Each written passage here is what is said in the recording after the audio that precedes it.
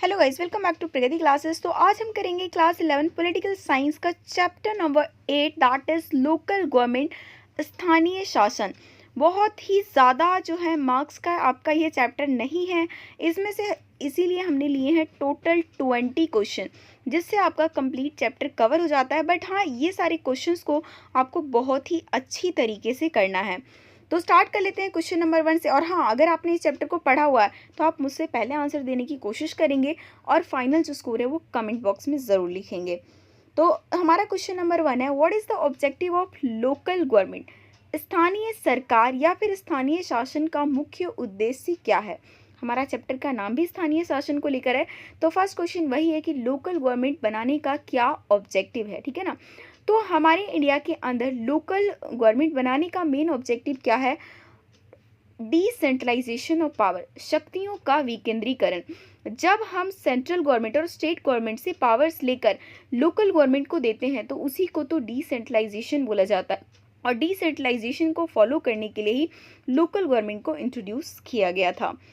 अब next question है, local government work at which level? ये जो स्थानीय सरकारें हैं किस स्तर पर कार्य करती है? तो स्थानीय सरकार जो है डिस्ट्रिक्ट लेवल यानी कि जिला स्तर पर कार्य करती है। हर जिला स्तर का एक जो है स्थानीय शासन अलग अलग होता है। जिस राज्य में जितने ज़िले होंगे वहाँ पर उतने ही लोकल गवर्नमेंट की संख्या होगी, ठीक है। तो ये चीज़ आपको याद रखना है। नेक्स्ट क्वेश्चन है, the first state in the country to adopt the Panchayati Raj system on 2 October 1959। तो पहला ऐसा कौन सा राज्य था जिसने कि पंचायती राज व्यवस्था को अपना लिया था? कब? 2 अक्टूबर 1959 को ही। तो वो राज्य जो था वो है राजस्थान, ठीक है ना। आगे चलते हैं नेक्स्ट क्वेश्चन में।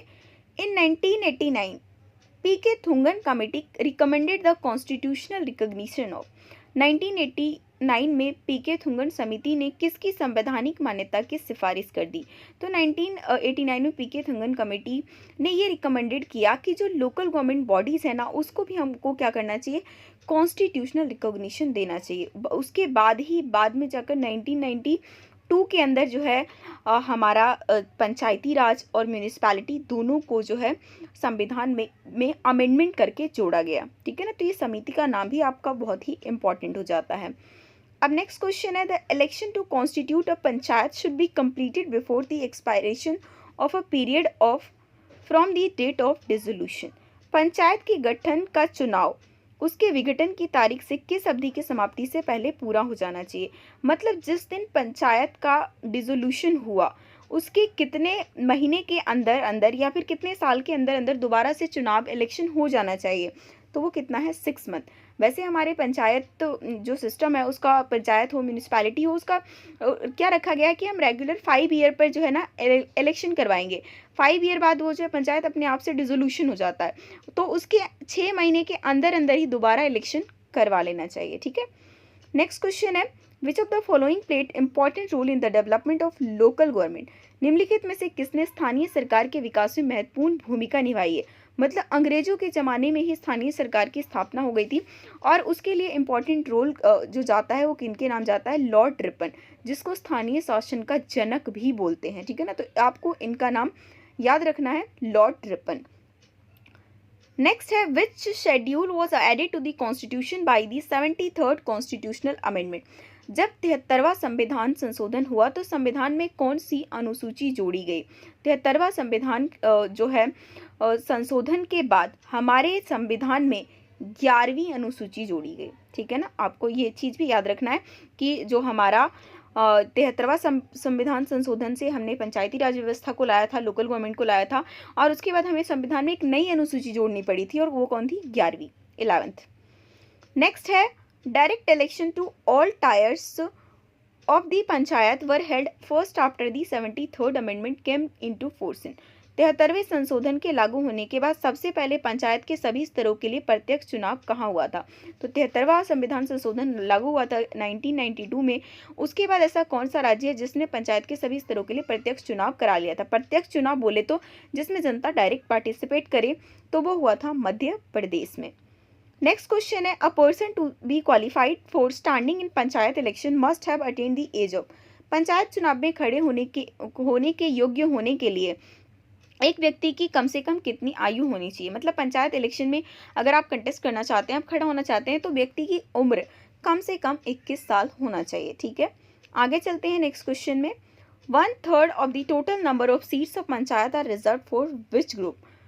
पंचायतों की कुल सीटों की 1/3 सीटें किसके लिए आरक्षित है? तो पंचायतों की कुल सीटों का 1/3 आरक्षण दिया गया है महिलाओं को, कि जितनी भी सीटें हैं वहां पर कम से कम 1/3 सीटें पर तो महिलाएं रहेंगी ही रहेंगी। बल्कि कुछ कुछ स्टेट, जैसे हम बात करें बिहार, तो वहां पर तो 50% सीटें जो है रिजर्व कर दी गई है। बाकी नॉर्मली 92nd अमेंडमेंट के अंदर ये हुआ था कि हम जो है 1/3 33% जो सीटें हैं वो महिलाओं के लिए रिजर्व करेंगे। नेक्स्ट क्वेश्चन है, the Panchayati Raj institution in India get their funds mainly from?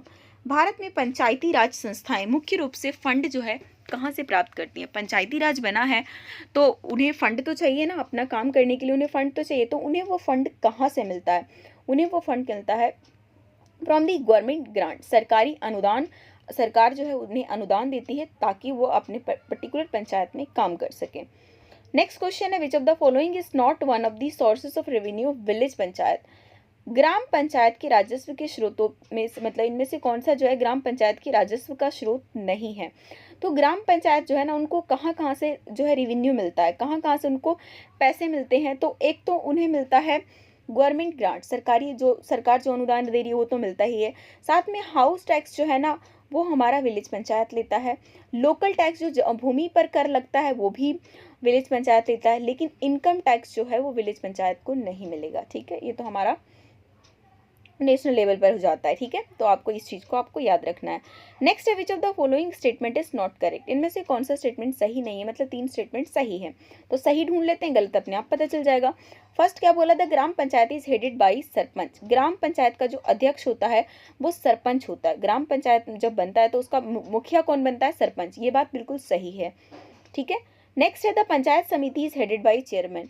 Panchayat समिति का अध्यक्ष चेयरमैन होता है, ये बात भी सही बोली। जिला परिषद का भी अध्यक्ष चेयरमैन होता है। नेक्स्ट हम पढ़ लेते हैं, the sarpanch and the chairman are elected directly by the people. ये बात इन्होंने गलत बोल दी। सरपंच तो सीधे जनता द्वारा चुने जाते हैं, लेकिन चेयरमैन कभी भी जनता के द्वारा नहीं चुने जाते। इस वजह से हमारा स्टेटमेंट डी वाला गलत हो गया, और हमसे क्वेश्चन में यही पूछा था कि कौन सा इनकरेक्ट है, तो गलत तो डी है, तो डी हमारा हो जाएगा करेक्ट आंसर। नेक्स्ट है, which of the following system is established on the basis of direct election? इनमें से किसका चुनाव इनमें से किनका जो चुनाव है प्रत्यक्ष चुनाव के आधार पर होता है? मतलब इनमें से हम जो है कौन से वाले सिस्टम में हम क्या करते हैं, डायरेक्ट इलेक्शन करवाते हैं, मतलब जिसको जनता डायरेक्ट चुनती है उनके लिए वोट करती है। ठीक है, तो वो है ग्राम पंचायत। ग्राम पंचायत में जितनी भी पोस्ट हैं उसके लिए डायरेक्ट इलेक्शन होते हैं, जनता डायरेक्ट पार्टिसिपेट करती है। नेक्स्ट है, which of the following stands between जिला परिषद एंड विलेज पंचायत? निम्नलिखित में से कौन जिला परिषद और ग्राम पंचायत के बीच में का कार्य करती है? मतलब आप ये सोचो बिचौलिया की तरह काम करती है। तो जिला परिषद और ग्राम पंचायत के बीच में काम करती है ब्लॉक समिति, जिसे हिंदी में प्रखंड समिति बोलते हैं। नेक्स्ट है, which of the following states has no panchayat raj institution? निम्नलिखित में से किस राज्य में कोई भी पंचायती राज संस्था नहीं है? तो हमारे देश का जो है स्टेट नागालैंड के अंदर कोई भी पंचायती राज संस्था नहीं है, वहाँ पर कोई पंचायत राज इंस्टीट्यूशन नहीं है। तो आपको इस स्टेट का भी नाम याद रखना है, क्वेश्चन में पूछा जा सकता है। ठीक है, अब आगे चलते हैं, विच amendment is related with urban local bodies? कौन सा संसाधन शहरी स्थानीय निकायों से संबंधित है?